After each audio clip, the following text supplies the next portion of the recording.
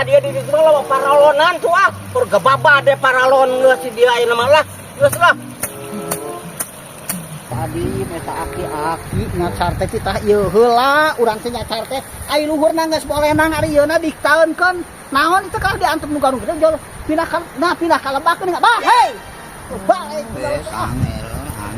bah Angel. ieu teh kumaha bah teh gawe Moal kitu. naon Nama kitu urang ditu.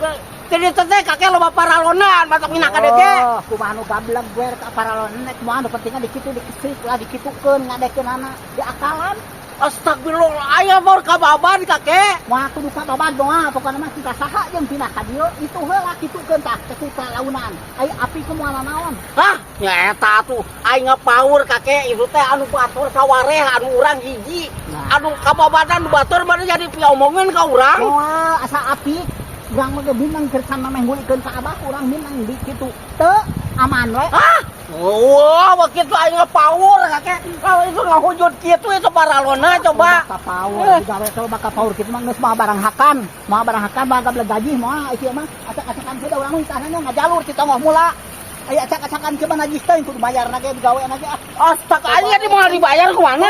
jangan acak-acakan wae